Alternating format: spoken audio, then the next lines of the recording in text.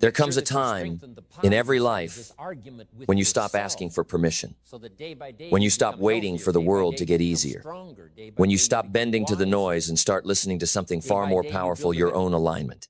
That's the moment your life changes. Not when you get a raise, not when you buy the house, not when the world applauds.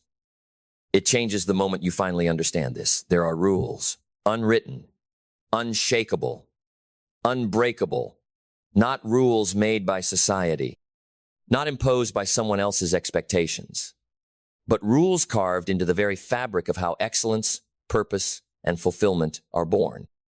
And when you align your life with these rules, not just at work, not just in success, but in everything you do, that's when you rise. So today, I'm not here to inspire you. I'm here to recalibrate you, because deep down, you already know these truths. You've felt them in the silence, in the struggle, in those moments when you could have chosen comfort, but something in your soul whispered, go further. That whisper is your integrity. And today, we give it a voice. 1. Be the kind of person people can count on, even when it's inconvenient.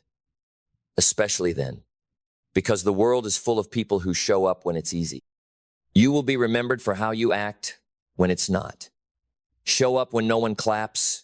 Serve when no one thanks you. Keep your word not because someone's watching, but because you are. Reputation is what they say about you. But character is what you say to yourself when no one's looking. Be undeniable in your integrity, unshakable in your discipline, relentless in your follow-through, because trust is the currency that builds empires, and it's earned brick by brick through every quiet decision. 2. Never outsource your standards. Your standard is your signal to the world. It tells people what you will accept and what you never will. And if you let the world lower that for you, even once you teach them how to treat you, you teach your job, your relationships, your friends, even your own mind, that mediocrity is okay, but it's not. You weren't built to tolerate average. You were built to lift the bar for yourself and for others. 3. What you tolerate becomes your truth. Tolerate gossip, you become noise. Tolerate chaos, you lose your clarity. Tolerate excuses, and they will multiply. Because every time you allow less than your values, you make a silent agreement to stay small. So choose wisely. Not out of fear, but out of alignment. You don't need to be loud to be powerful. You just need to be clear, crystal clear. 4. Honor the work even when it's unseen. There is no such thing as behind the scenes, because every detail is building who you are becoming.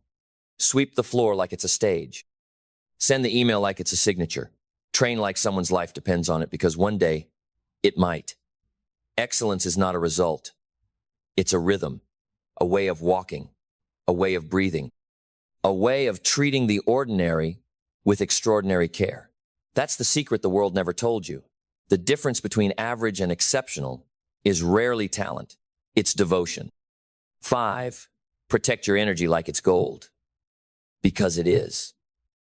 Energy is your presence, your perception, your power.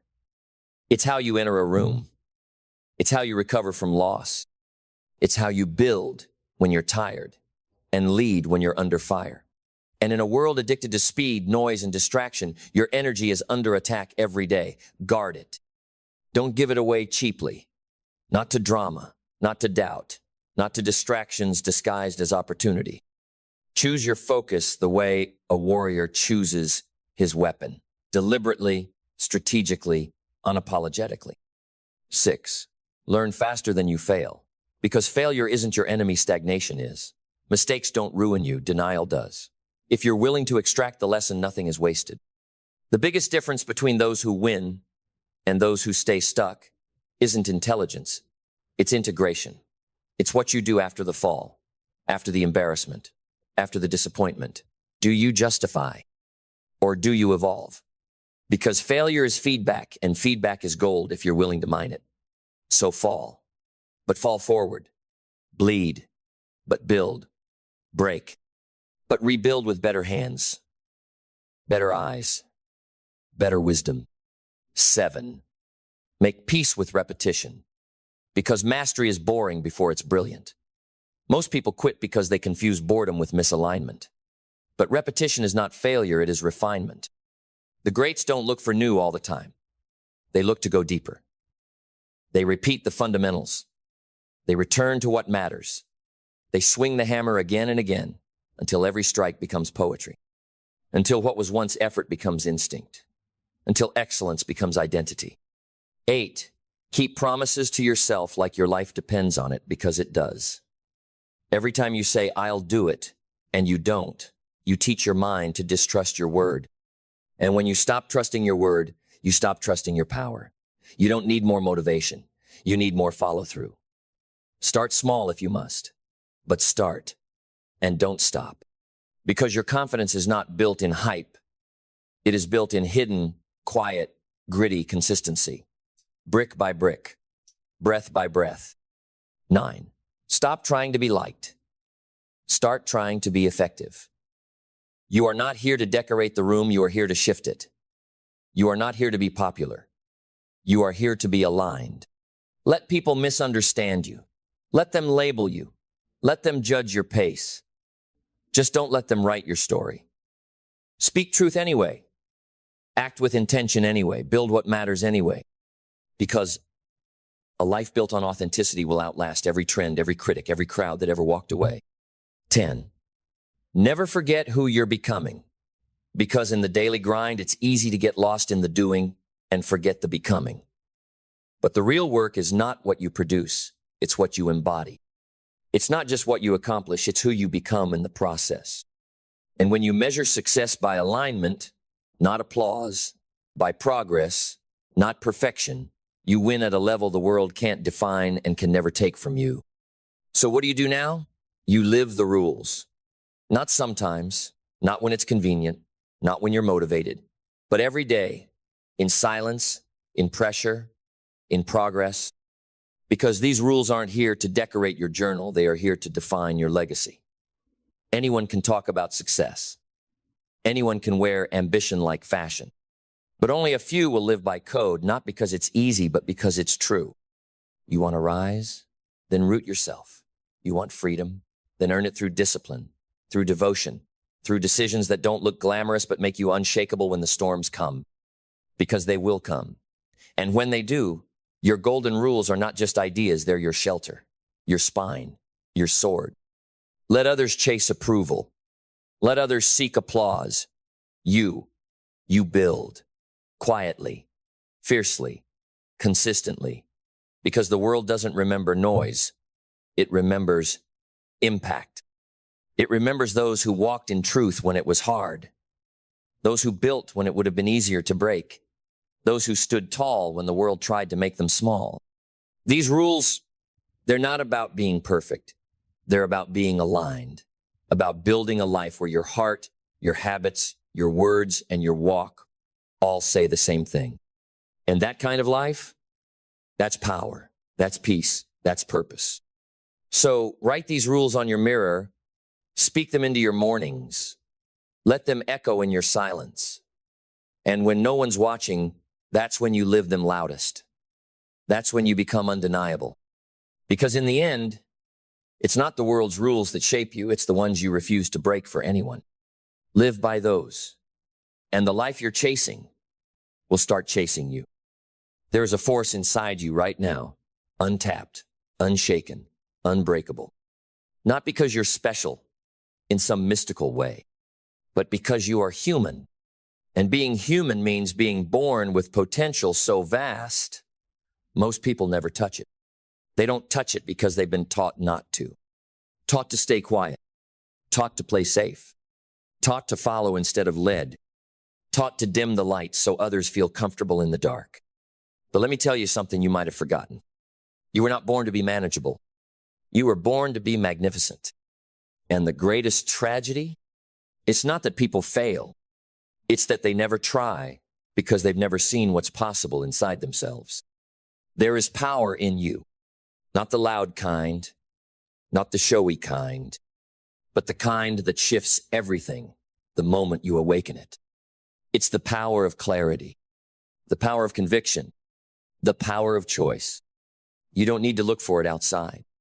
It's already there, buried beneath layers of self-doubt, shame, silence, and the stories you've repeated for years. Stories like, I'm not enough. I'm too late. Someone else already did it better. Lies. Every one of them. You want to harness your power? Then you must confront what's burying it. You must silence the world long enough to hear the roar inside you.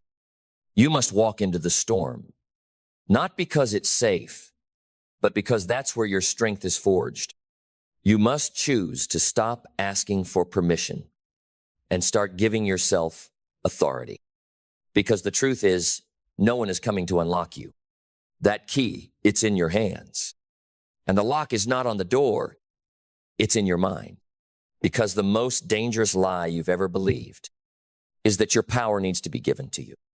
That somehow someone out there holds the switch.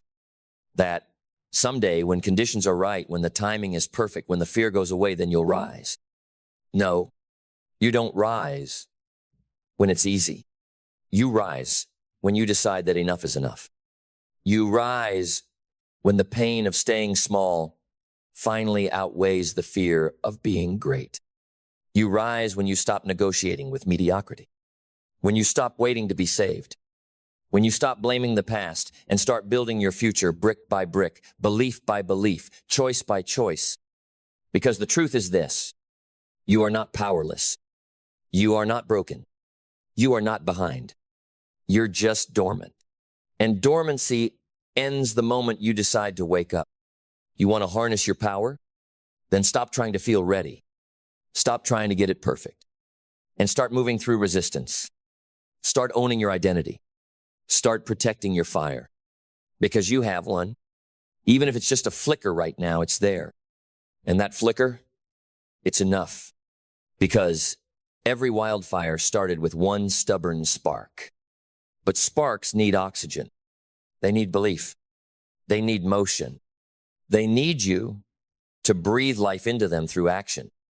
Not once, but every day. You can't outsource this. You can't delegate your destiny. You can't fake power. You either own it or it owns you. And let me say this clearly. You don't become powerful when the world sees you. You become powerful when you finally see yourself. When you look in the mirror and stop asking, what am I missing? And start declaring, everything I need is already within me. Then let's finish this not with inspiration, but with ignition. Because real power isn't loud. It doesn't scream for attention. It commands space without begging for it. It walks into the room and the atmosphere changes. Not because of volume, but because of presence. And presence comes from wholeness, from finally standing in the truth of who you are, without apology, without disguise, without dilution. That's the moment everything changes. When you stop playing small to protect someone else's comfort. When you stop shrinking because the world told you to be humble. Listen, humility isn't pretending you're less. True humility is owning your gifts so deeply you serve the world with them. Because your power isn't for domination. It's for illumination. It's to walk so boldly in your light that others remember their own. You want to know the secret to real, unstoppable power? It's not control. It's not domination. It's not perfection. It's integrity. It's alignment. It's living in such deep truth that nothing can shake you out of it. No criticism. No praise. No failure. No fame. Just you. Solid, steady, grounded in who you are and where you're going. Because once you harness the power within you, the world outside you can no longer control you. You no longer chase you, attract. You no longer beg, you build. You no longer ask, you embody. And people feel it. They listen differently. They trust you. Not because you're the loudest, but because you're the clearest. Because in a world full of noise, you walk with signal. So stop asking when it's your time. Stop waiting for the right moment.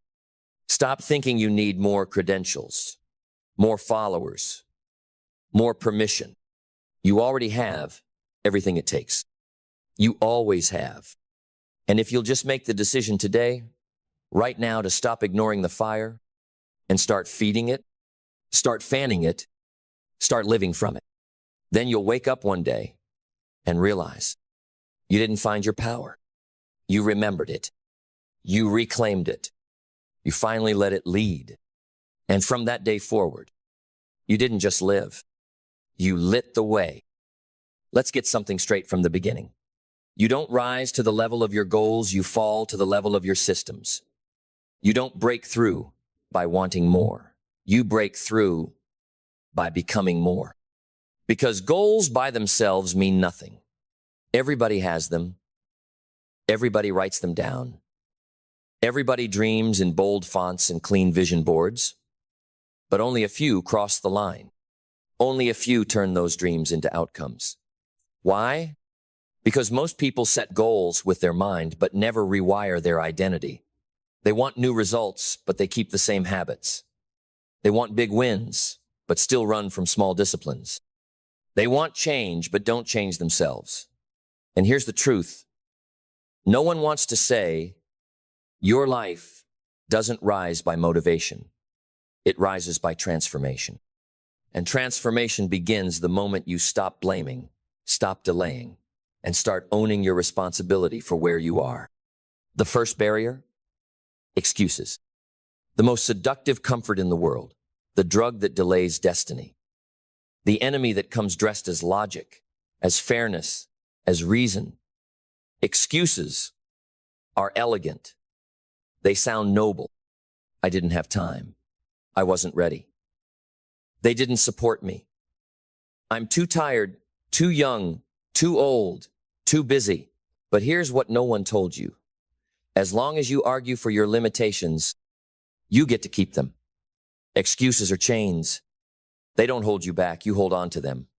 And if you ever want to be free, you have to stop negotiating with your own captivity. You have to be ruthless with your distractions. You have to be disciplined with your focus. You have to be brutally honest with your patterns. Because here's the truth. Your results are never random. They're repeating. If you don't like where you are, check what you're repeating. And if you want to move forward, you don't need more goals. You need more alignment. You need to stop asking, what do I want? And start asking, who must I become to receive it? Your goals don't demand more effort. They demand more identity. The version of you that hits that goal already exists, but they live on the other side of your discipline. They breathe in your habits. They wake up with your routines. And if you don't become them, your goal stays a fantasy. And fantasies, they fade. But visions backed by action, they shift reality. Because the enemy isn't out there, it's in here.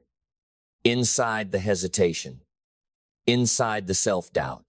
Inside the story you keep telling yourself that says, maybe I'm not ready. Maybe I'm not good enough. Maybe people like me don't succeed like that. That voice, that tiny, fearful voice, is not truth. It's your old self fighting for survival. And every time you hesitate, every time you let that voice speak louder than your vision, you give your past permission to own your future. But let me remind you of something. You were not built to live behind your barriers. You were built to break them. You were built to rise, not because it's easy, but because something in you refuses to stay small. Every personal barrier you've ever faced is not a wall. It's a mirror. It reflects what you believe about yourself. And the moment you upgrade the belief, the barrier begins to break. You want to know why some people succeed no matter what? It's not talent. It's not luck. It's not connections. It's certainty, not arrogance, not ego, but an unshakable belief that says, this is mine, and I'm going to get it no matter how long it takes, no matter how hard it gets. That certainty is forged in pain. It's built in solitude. It's carved in late nights, early mornings, and silent work when no one is watching. You overcome barriers by becoming unavailable to your old excuses. You overcome them by outlasting the discomfort. You overcome them by training your emotions to submit to your mission. Because emotions lie. Comfort lies. Fear lies. But commitment tells the truth. And here's that truth. If you're willing to pay the price, you can have the life, but you cannot negotiate with the cost. You can't pay halfway and expect full transformation. You can't say, I'll do what it takes, and then shrink when what it takes gets uncomfortable. You must be all in on the vision, all in on the grind, all in on the identity that says, I am no longer available for mediocrity. That's the shift. Not doing more. Becoming different. When your standard changes, your outcome changes. When your self-talk changes, your habits change. When your internal thermostat rises, your reality catches up. Because once your mind catches fire, your life cannot stay the same. You see, most people think achieving goals is about willpower. They try to push through, but willpower fades. It's like a battery, it dies the more you use it. You don't need willpower. You need structure. You need systems that don't rely on feeling motivated. They rely on who you are becoming. Because when your systems are built on your standards, success becomes your default, not your wish. So let's talk systems. Do you have a morning routine that builds your identity before the world steals your attention? Do you have a plan that protects your focus before distractions devour your day? Do you have standards for your energy, your health, your time, or do you let the world decide who you'll be today? Without systems, your goals stay emotional. But when you structure your habits, your discipline becomes automatic. And once something becomes automatic, it becomes inevitable. That's the difference between goal setters and goal achievers. One writes intentions. The other builds identity-backed infrastructure. But structure isn't just about tasks. It's about environment too. You will never outgrow the room you refuse to leave. You will never evolve if you stay surrounded by people who normalize your limitations. If everyone around you settles, you will shrink. If everyone around you doubts, you will hesitate. But if you place yourself in rooms that demand your growth, you will rise to match the room. Sometimes the greatest personal barrier isn't fear. It's familiarity. You've built comfort around who you've always been, even if who you've always been is silently suffocating your future. So tear it down. Tear down the stories. Tear down the self-sabotage. Tear down the calendar full of things that don't move you forward. Replace it with alignment, with precision, with people and places and habits that match the level of life you say you want. You don't become elite by hoping. You become elite by design. You architect your future one routine, one boundary, one belief at a time. And yes, it will get hard. Resistance will rise. You'll want to quit. You'll feel like you're failing. But hear me, that's not failure. That's friction. And friction is feedback. It means you're moving. It means the old you is dying and the new you is being born. Don't run from it. Lean in. You don't become unbreakable by avoiding resistance. You become unbreakable by being tempered through it. And on the other side of that process is a version of you that doesn't just achieve goals, they shatter ceilings. Then let's bring it home, not with hype, but with truth. Not with noise, but with fire. Here's the truth. You don't need more goals. You need more conviction. You don't need another how-to. You need a why so deep it makes quitting feel like betrayal. You don't need more strategies. You need a spiritual refusal to live one more day beneath your potential. Because once your why becomes non-negotiable, your how figures itself out. Once you decide that this version of you is no longer acceptable, the world begins to respond. Doors open, strength rises, people show up. But none of it moves until you do. So stand up right now and decide who you are. Decide what you're no longer tolerating. Decide what you're going to chase like your life depends on it, because in a very real way it does. You are not waiting on clarity. You are not waiting on motivation. You are not waiting on timing. You are waiting on permission, and that permission must come from within. Today is not just another day. It's the day you choose to own your life, to own your time, to own your standards, to own your voice, to own your vision, to own your outcome. And when you do, when you finally stop negotiating with mediocrity and start executing on your future, something powerful happens. You stop being controlled by circumstances and you start becoming a creator of momentum. You stop avoiding fear and start inviting greatness.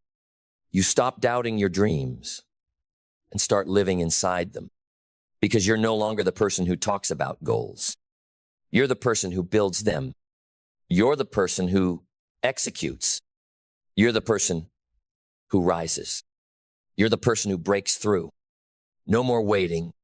No more hoping. No more playing small. This is your time. This is your mission. This is your moment. And it begins right now. Let's start with one truth no one can escape.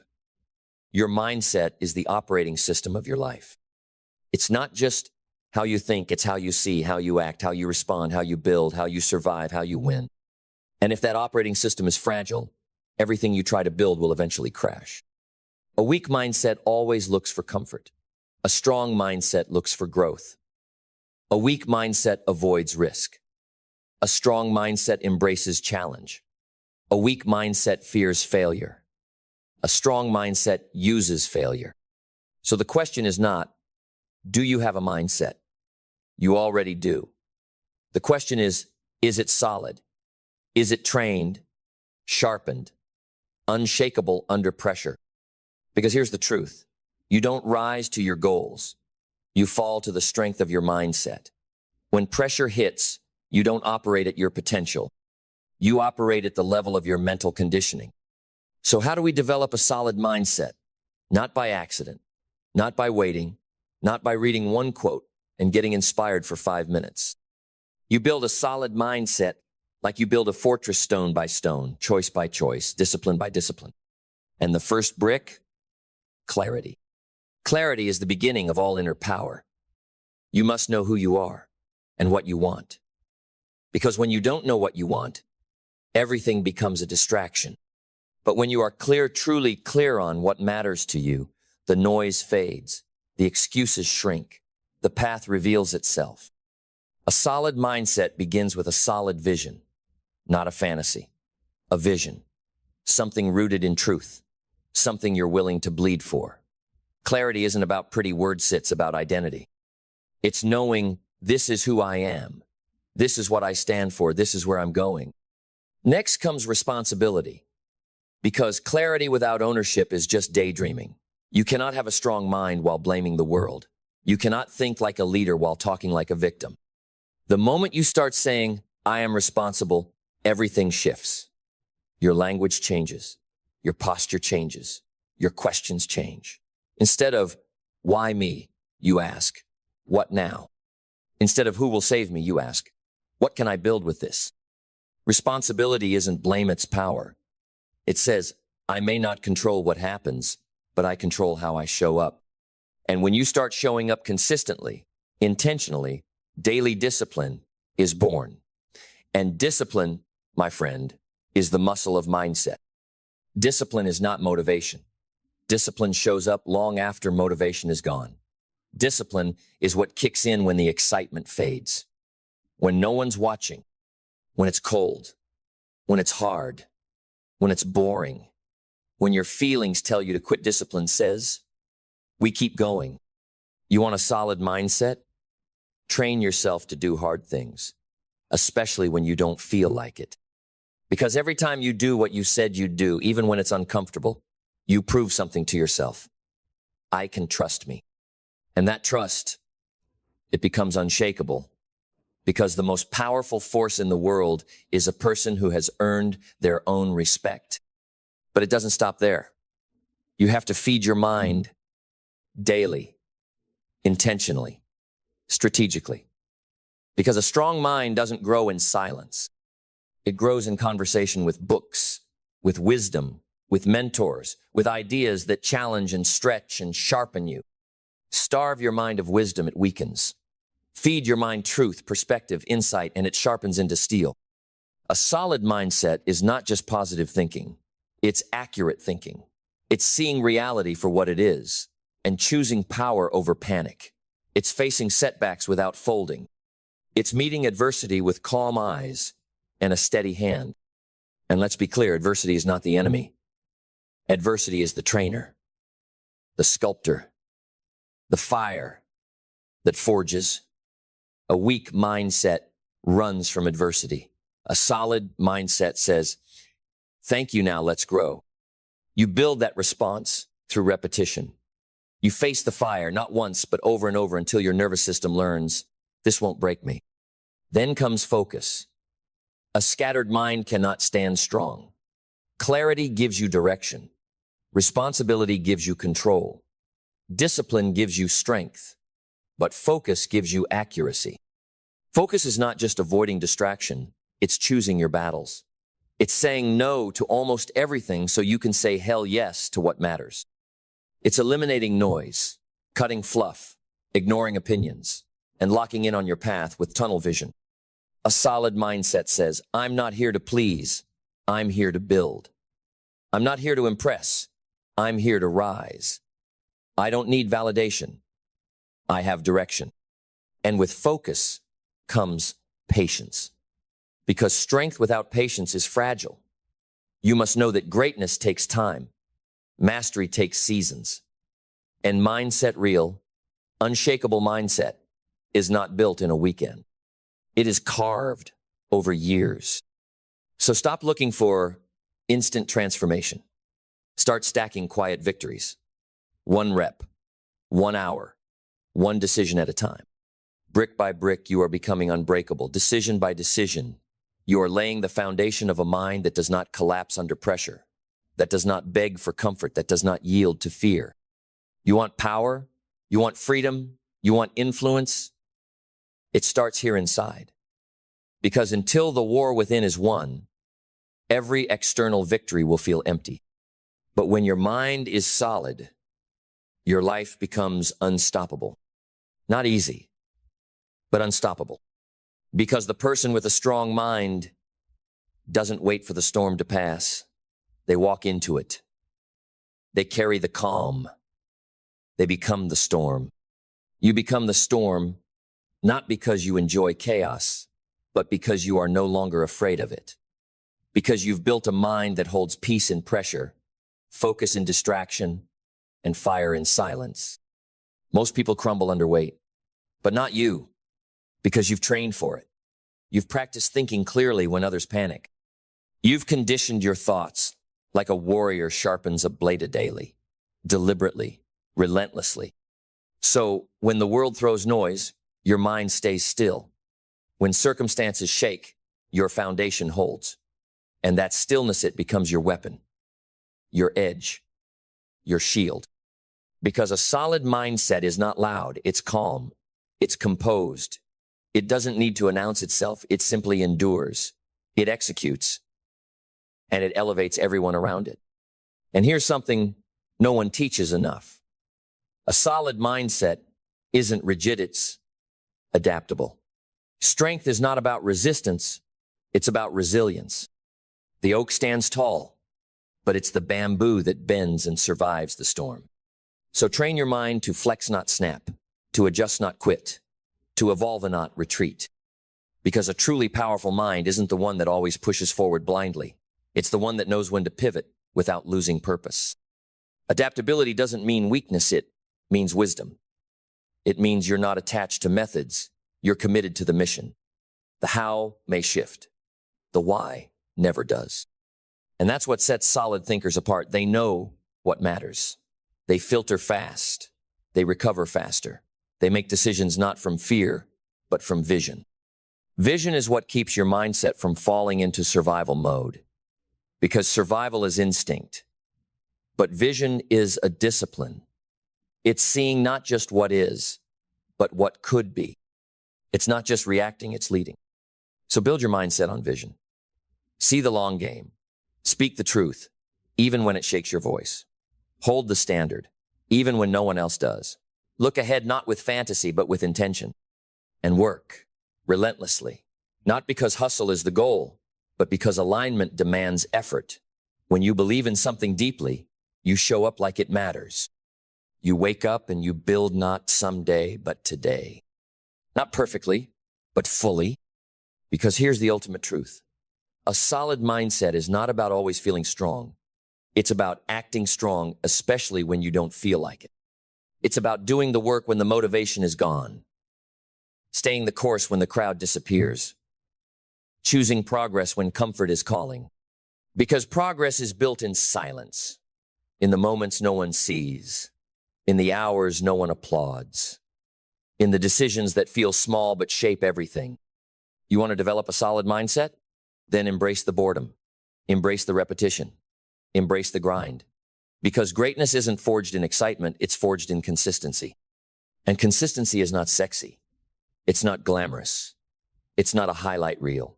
It's waking up when you'd rather sleep. It's showing up when no one's watching. It's doing it again and again and again until your mind no longer negotiates with weakness. That's where transformation happens.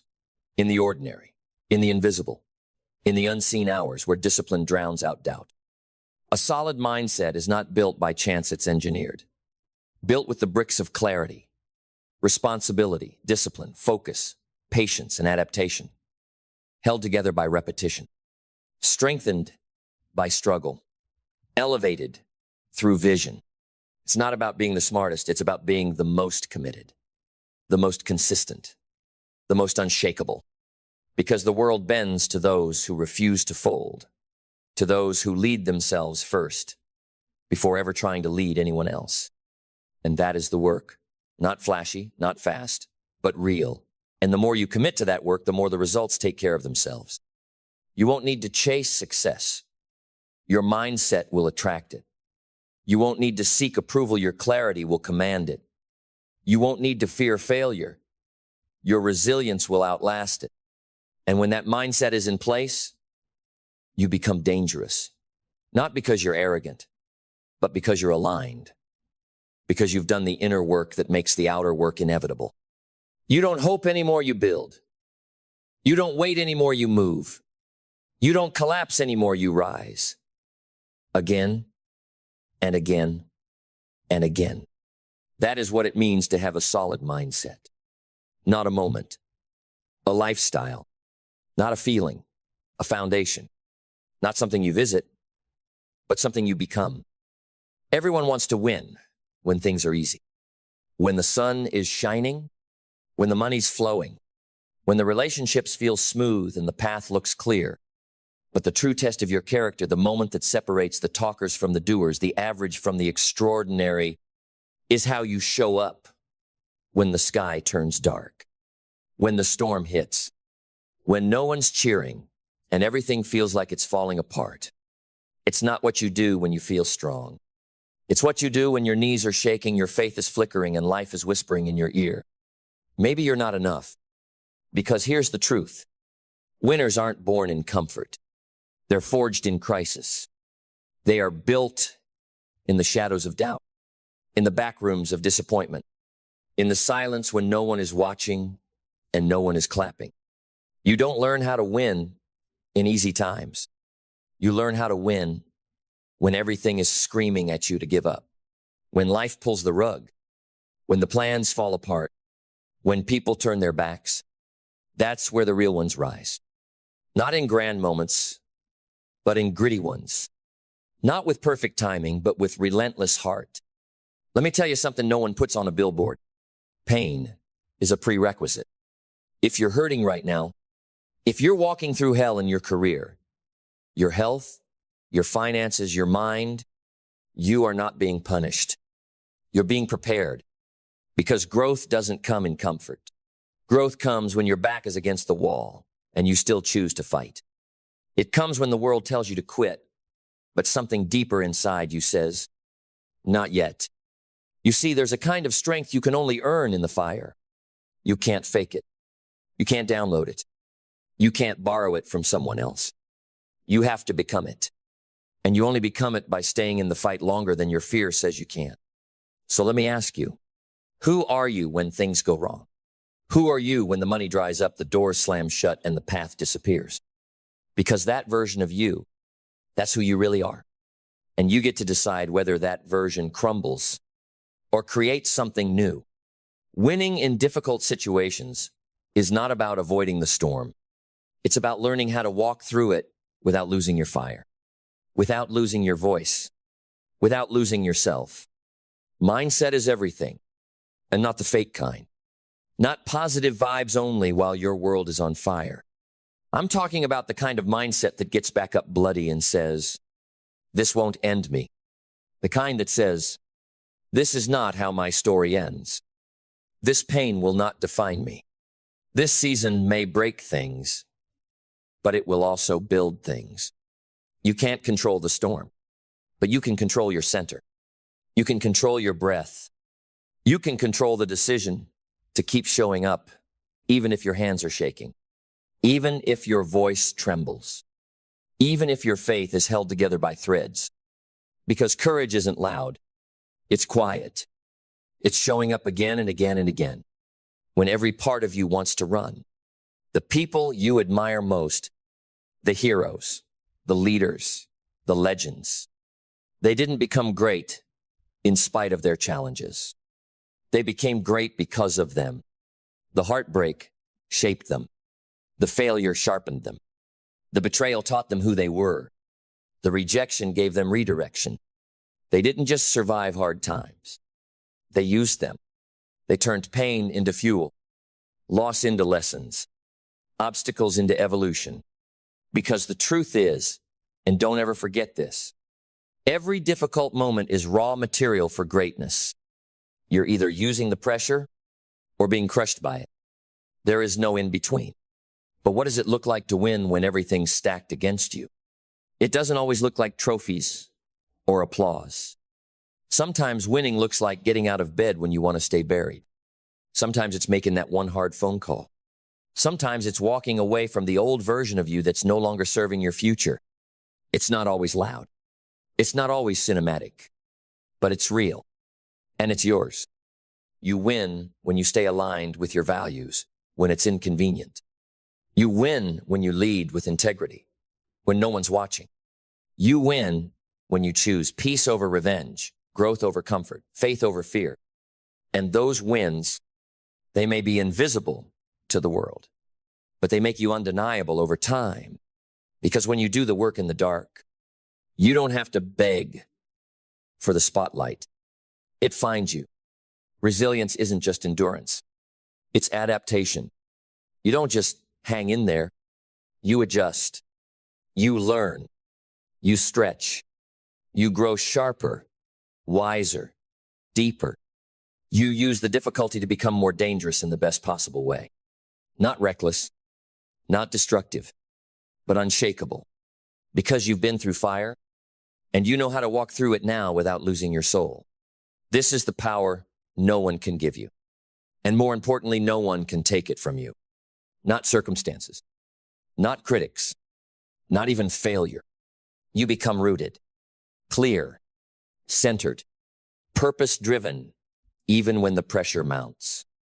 And that's when life begins to shift. Not because it's easier, but because you're no longer easy to knock over. You've built a foundation inside that holds, even when the outside breaks. And that kind of strength, that's what builds empires. That's what changes legacies. That's what wins battles that no one else even sees. Leadership is not a title. It's not a corner office or a nameplate or 1,000 followers nodding in agreement. Leadership is a weight, a sacred responsibility, a fire that must be carried not for your own glory, but for the growth of others. And if you do it right, you don't just lead people, you lift them.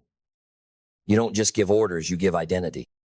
Because real leadership is not about being in charge. It's about being charged with a vision that's bigger than you, a purpose that stretches beyond your comfort, and a commitment to truth that does not waver when tested.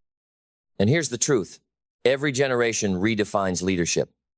But the principles, the truths, they do not change. They echo through time. They whisper through the decades. They burn through noise and trends and surface-level hype.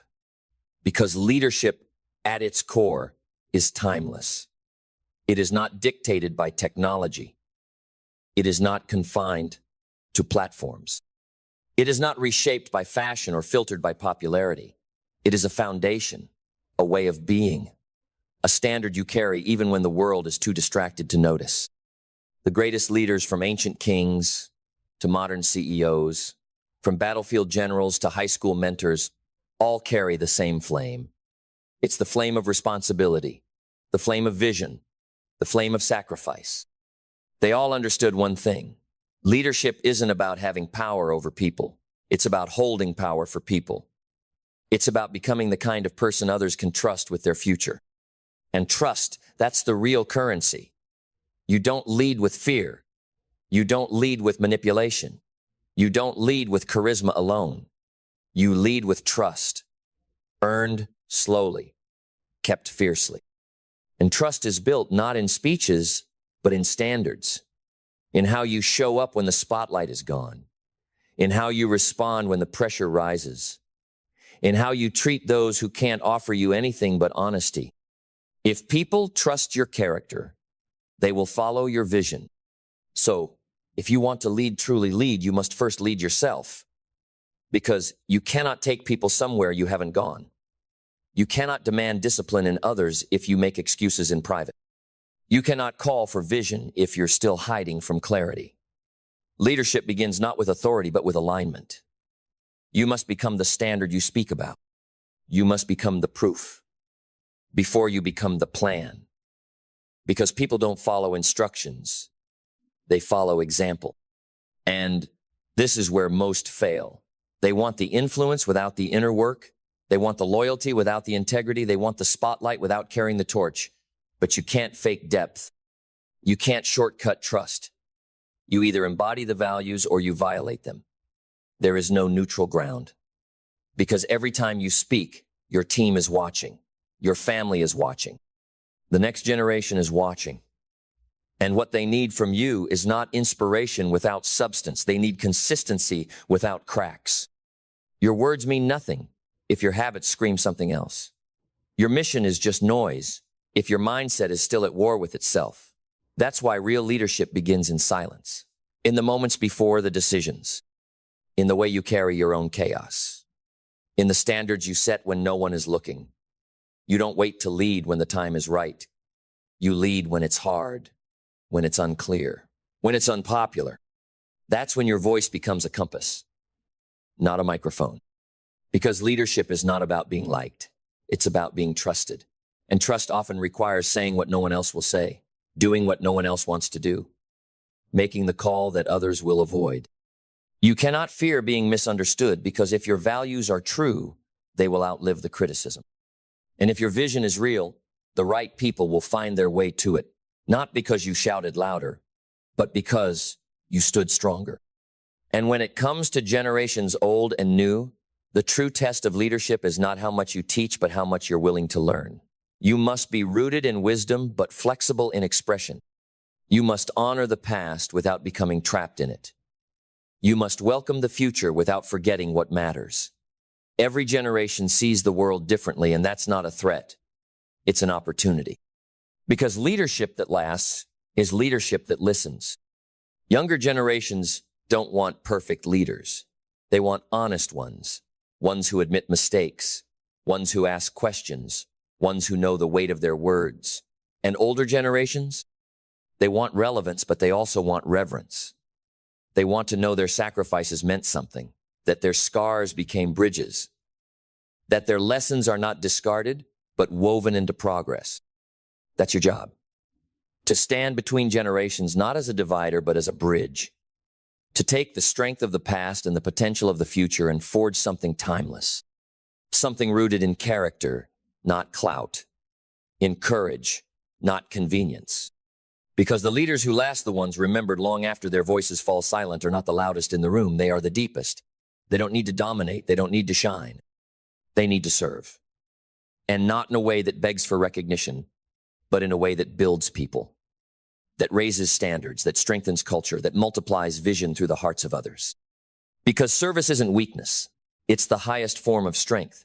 It says, I am here not to be above you, but to walk with you. And to serve like that, you must be humble enough to admit you don't know everything. You're not always right. You're not the hero in every story. In fact, great leaders don't need to be the hero at all. They raise heroes. They pour courage into others. They don't hoard the light, they reflect it. And in doing so, they create movements, not monuments. But that kind of leadership, it requires radical ownership. No blaming, no hiding, No, that's not my fault. If something breaks under your watch, you own it. If someone falls under your leadership, you learn from it. You don't run from responsibility, you grow inside it. Because leadership isn't about comfort, it's about accountability. You take the hit. You stand in the fire. You look people in the eye and say, this is on me and I'll fix it. And that kind of ownership builds resilience. Because let's be honest, leading people will break your heart. It will test your patience. It will stretch your capacity. You'll be misunderstood, betrayed, ignored. You'll give everything and watch people walk away like it was nothing. And still you stay. Still you build. Still you rise. Because resilience isn't just about bouncing back. It's about growing stronger while you carry the weight. It's about continuing to believe in the mission, even when no one else claps, even when the room goes quiet, even when your hands shake and your voice is tired. You show up again and again and again, because your presence, your consistency becomes the proof, the evidence that says this matters, the signal that says you're not alone. Because sometimes the most powerful leadership isn't in your speeches, it's in your stability. And if you really want to lead across generations, you must give more than instructions. You must give identity. Help people see who they are. Remind them of what they can become. Pull out the greatness that's hiding beneath insecurity, pain, and doubt. That's not management. That's ministry. That's not systems. That's spirit.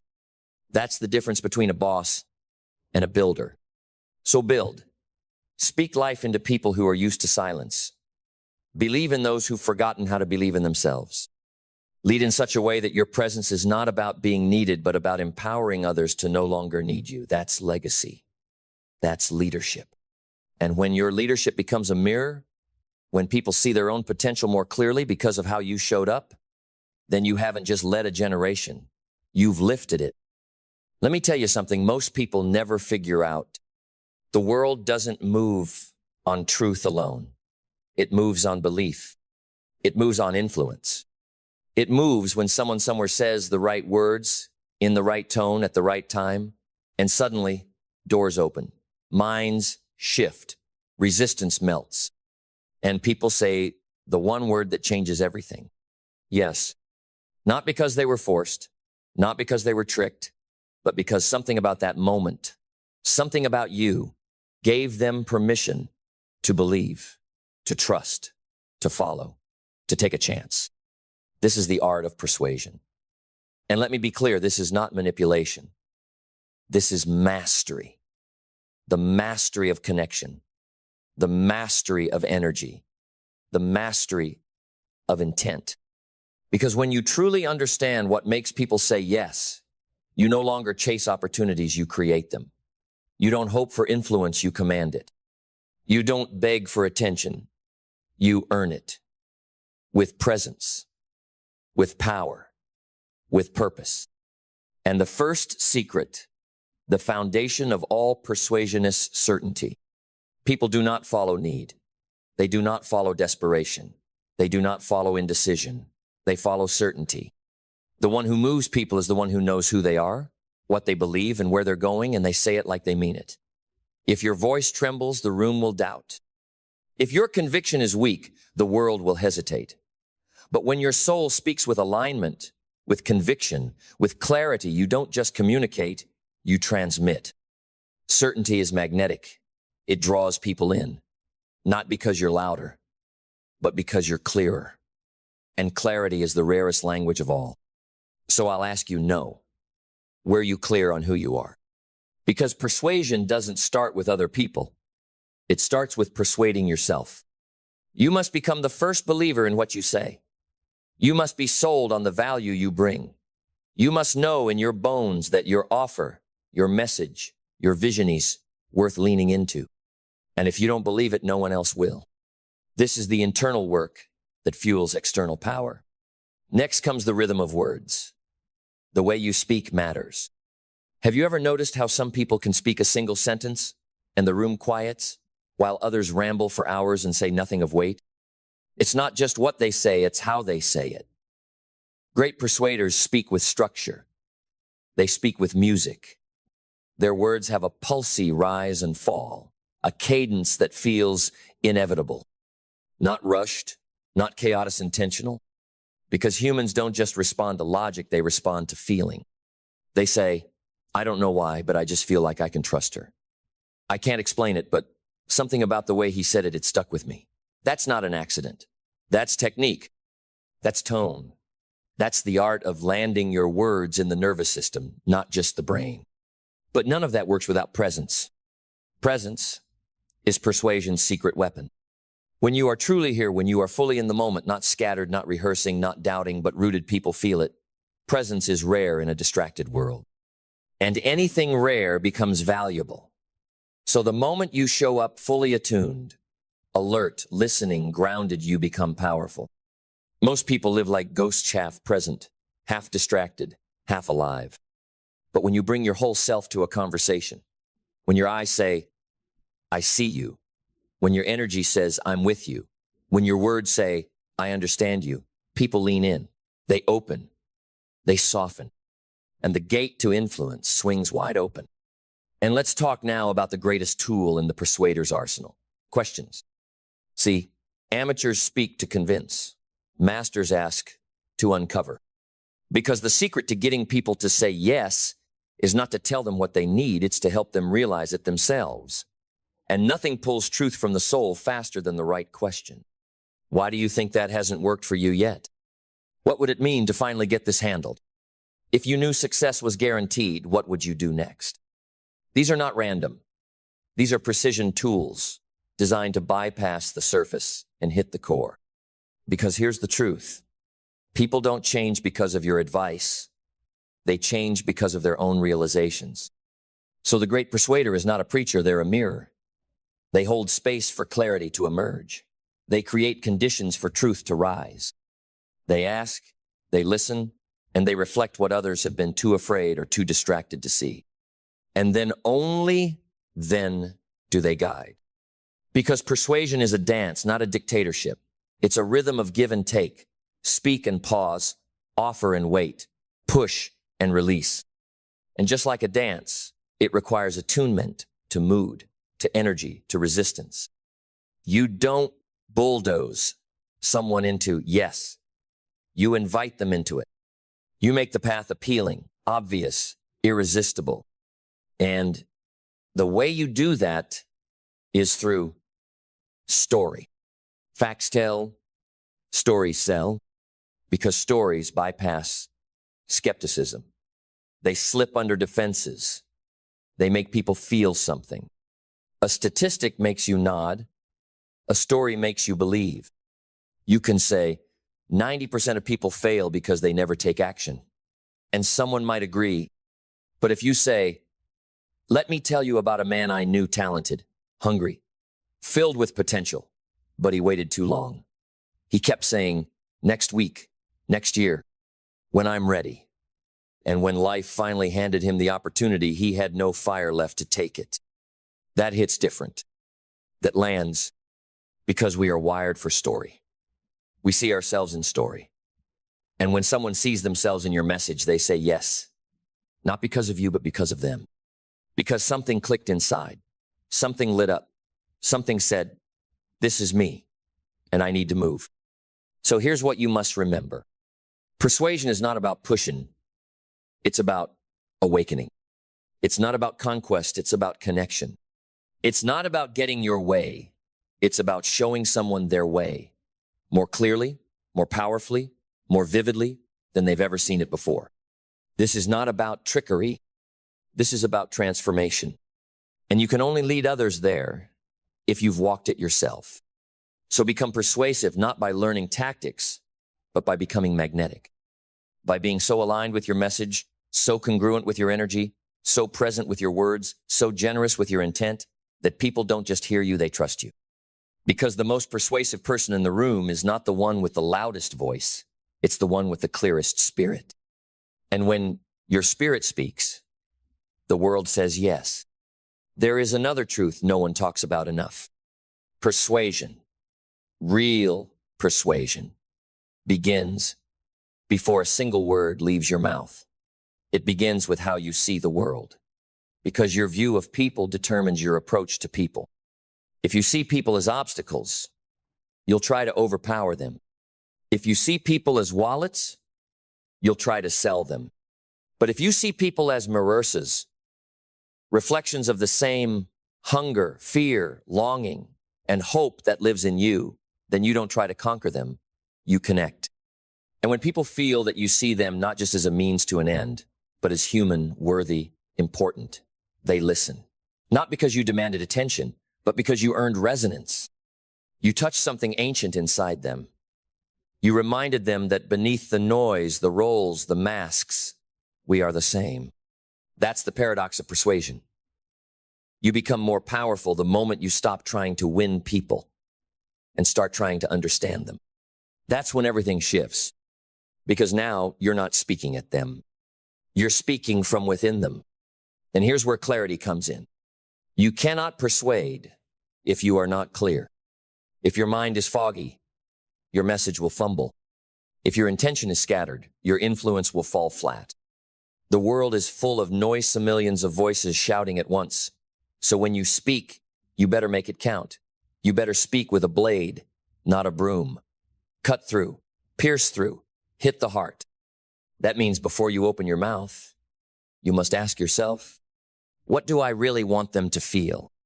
What do I want them to know? What decision do I want them to make, not just in their mind, but in their bones? Clarity sharpens your energy, and people can feel when you're clear, just like they can feel when you're bluffing, when you're vague, when you're uncertain, even if your words are smooth. Don't underestimate the radar people have for realness. You want to be persuasive? Be clear. You want people to say yes? Give them a reason to trust your direction, because clarity leads, and people want to follow someone who knows where they're going. Now let's talk about vision, because persuasion isn't just about solving problems. It's about casting possibilities. The greatest persuaders don't just convince you to leave where you are. They paint a picture of where you could be. They hold a mirror to your potential, not just your pain. They don't say, you're broken, let me fix you. They say, you're powerful, and I'm here to wake it up. That's vision. Vision makes people rise. Vision makes people move. Because people aren't hungry for more products, more noise, more empty promises. They're hungry for meaning, for purpose, for a story worth stepping into. And if you can describe the future better than they can imagine it, they'll follow you straight into it. But here's the catch. You cannot give a vision you haven't seen yourself. You must have tasted it, touched it, believed it. You must speak of the mountaintop because you've climbed either, because you're climbing it now. If your vision is borrowed, recycled, half believed, no one will follow you, because we can't lead people into places we're not willing to go. So before you try to get anyone else to say yes, you need to say yes to your own vision, yes to the work, yes to the responsibility, yes to the pressure of carrying purpose in a world that celebrates noise over truth. And when your yes is real, when your yes has roots, others will feel it. Let's bring in the muscle that supports it all. Discipline. Because you can have clarity. You can have belief. You can even have vision. But if you don't have discipline, you will be inconsistent. And inconsistency kills persuasion. One day you're lit with energy. The next day you disappear. One day you're inspiring. The next day you're scrambling. And people notice, because consistency builds credibility. Discipline says, you can count on me. I don't show up only when I feel like it. I show up because I said I would. You want to persuade others? Start by keeping the promises you make to yourself. If you say you're going to study, do it. If you say you're going to train, do it. If you say you're going to build, speak, write, lead, do it. Not perfectly, but persistently. Because when you respect your own word, others begin to trust it too. Discipline doesn't make you robotic. Discipline makes you reliable. And in a world filled with broken promises, unreliability, and fake charisma, being real, consistent, and clear is your greatest competitive edge. Let's now talk about what turns words into motion. Action. You can know all the techniques. You can read all the books. You can listen to all the speeches, but none of it matters until you use it, until you test it, until you risk hearing no. Because here's the truth, persuasion is not theory. It's practice. It's sweat. It's rhythm. It's rejection. It's recalibration. And every great persuader you admire today, they weren't born with the ability. They built it through awkward conversations, through feedback, through misfires, through refinement. So stop waiting until you know enough. Stop preparing endlessly. Stop thinking your confidence will come before you act. Confidence doesn't precede action. Confidence is the reward for courage. Say that again. Confidence is the reward for courage. It's the fruit of showing up again and again, even when your voice shakes, even when the room goes cold, even when they don't buy, even when they don't clap, because you're becoming the person who leads anyway. That's real power. That's real persuasion. And when people see that you don't flinch, that you don't back down, when the yes doesn't come immediately, they respect you. Because the world doesn't just need convincing voices. It needs convicted ones. Ones that don't sway in the wind of opinion. Ones that are rooted in principle. Ones that act from alignment, not approval. And when your action matches your message, when your life is your pitch, people say yes before you even open your mouth. Because the world doesn't just need more voices. It needs more anchors. People who don't get blown away by rejection. People who aren't addicted to applause. People who can walk into a room, speak truth with calm fire, and leave even if no one claps knowing they did what needed to be done. That's rare. That's real. That's irresistible. You want to know what makes people say yes without hesitation? It's alignment. When your words match your energy, when your actions match your message, when your story matches your standards, you become undeniable. You become someone others want to follow, not because you told them to, but because they feel safer in your direction than in their own hesitation. And here's another truth. People don't just say yes to you. They say yes to who they become in your presence. They say yes to the version of themselves you reflect back to them. So, if you want to be more persuasive, stop obsessing over your pitch and start elevating your presence. Because presence creates permission. When someone feels seen by you, when someone feels understood by you, when someone feels lifted by the way you hold space for their highest self, they say yes because they want more of that. They want more of themselves, the way you showed them they could be. That's not sales. That's service. That's not closing. That's calling. Because great persuasion isn't about pushing people across the finish line. It's about drawing out the hero that's been waiting to rise. So now we arrive at one of the most overlooked, yet most potent pieces of persuasion. Gratitude. Yes, gratitude. Why? Because gratitude is grounding. Gratitude keeps your influence from turning into arrogance. It keeps your power pure. When you're grateful not just for outcomes, but for the opportunity to speak, to serve, to lead you, stop sounding like a manipulator and start sounding like a missionary. And people can feel that difference. Gratitude brings humility. Humility brings trust. And trust opens doors that strategy alone never could. When you enter a conversation with a heart full of appreciation, not entitlement, you don't try to extract value from others. You add value. You elevate. You uplift. You give without keeping score. And in doing so, people lean closer. They listen longer. And more often than not, they say yes. Not just to your offer, but to your energy. Let's move forward to something that separates the amateurs from the artists. Adaptability. Because you can be the most skilled speaker in the world, but if you can't read the room, you'll lose the room. If you can't sense when to lean in and when to pull back, if you can't pivot when someone's guard goes up, if you deliver a scripted monologue while ignoring the signals right in front of you, you become predictable. And persuasion dies in predictability. The greatest persuaders are not locked into scripts, they're synchronized with the moment. They listen, they feel, they observe, they respond. They adjust their tone, their pace, their volume, their story, not to manipulate, but to meet people where they are. Because if you meet people where they are, you can take them where they've never been. But if you preach from a distance, you'll never move them an inch. So ask yourself, are you trying to be impressive or impactful? Because adaptability is not weakness, it's wisdom. You're not changing your truth. You're changing your delivery so that the truth actually lands. This is where resilience enters. Because, let's be honest, there will be people who don't say yes. There will be doors that don't open. There will be audiences that stare blankly, clients who ghost you, critics who mock you, and even friends who doubt you.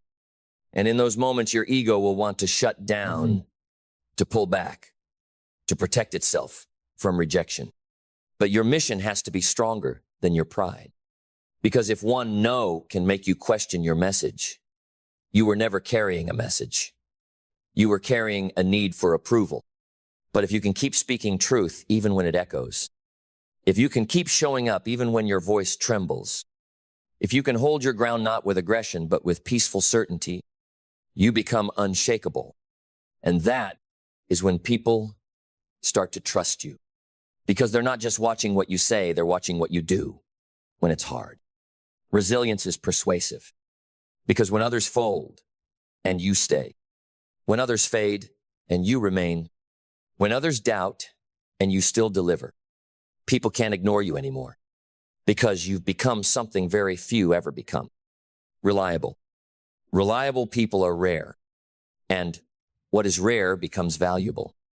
In a world where people quit at the first sign of discomfort, in a world where everyone wants to be heard but few want to listen, in a world where people show up only when it's easy, you become persuasive the moment you consistently do what others refuse to. You show up, not for attention, but out of alignment. You speak, not to impress, but to impact. You ask, not to control, but to connect. This is the kind of reliability that moves nations, the kind of reliability that builds movements, the kind of reliability that makes your yes powerful and your no respected. And now let's go to the final piece, learning. See, persuasion is not a final destination. It's not a medal you earn and hang on your chest forever. It's a practice, a process, a path of endless refinement. Because people change, culture changes, language shifts, contexts evolve. So the master persuader never stops learning. You study human behavior not out of manipulation, but out of curiosity. You listen, not just to respond, but to understand. You watch great communicators not to copy their tactics, but to understand their timing, rhythm, energy. Because persuasion is as much about timing as it is about technique. It's the dance of knowing when to pause, when to punch, when to whisper, when to rise. And the only way to learn that is to keep showing up, to speak and stumble, to ask and misstep, to risk rejection again and again, not because you enjoy it, but because your mission matters more than your comfort. Learning makes you dangerous because now your message isn't frozen in time, it's alive. It breathes, it adapts, it grows. And people don't want perfection, they want real. They want someone who grows with them, who learns, adjusts, listens, applies, improves. Someone who doesn't pretend to know it all, but shows they're committed to getting better, to serving better, to communicating with excellence. And excellence is magnetic, not perfection excellence. Excellence says, I take this seriously. I honor your attention. I value your time. So I bring my best every time. That's what changes lives. Not a clever phrase, not a viral slogan, but a consistent, evolving, deeply human voice, yours. A voice that has wrestled with doubt and chosen courage. A voice that has met rejection and chosen resilience. A voice that has failed and learned and stood back up, not as a victim, not as a salesman, but as a leader. And so I leave you with this. If you want to be persuasive, become someone worth listening to. Not because you're the loudest, not because you know the most, but because you've earned your voice, because you've lived what you teach, Because your presence calms the room, your story lifts the room, and your words move the room. That's persuasion, not a trick, not a script, but a transformation in you first, and through you in others. So speak, stand tall, be clear, be grounded, serve, invite, connect, challenge, and always believe in what you're asking people to believe in. Because if you do that long enough, deep enough, loud enough with your life, you'll never have to push people to say yes. They'll say it willingly because the truth in your voice reminded them of the truth in their own.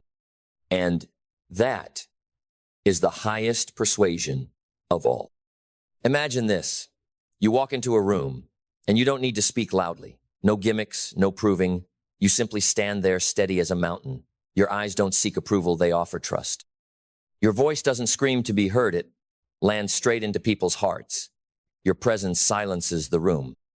Not because you are intimidating, but because you are so clear, so grounded, so real, you cannot be ignored. And when you speak, people listen, not just with their ears, but with their entire being. Because in your words, they don't just hear your message, they hear their own calling. You're not persuading them for a yes. You're awakening what has been sleeping inside them. You're not manipulating, you're illuminating. You're not shouting, you're stirring. That is real power. Power that doesn't come from force, but from honesty, integrity, and the unshakable alignment of your soul. Power that doesn't come from making people believe in you, but from helping them believe again in themselves. And if there is one truth I want you to carve into your spirit, it is this. Persuasion does not begin with others. It begins with you. You are the message. You are the mirror. You are the gateway others will walk through to find the greatest version of themselves. And only when you live that truth, only when you commit to being a fire not to burn, but to ignite, you will not only persuade, you will transform the world.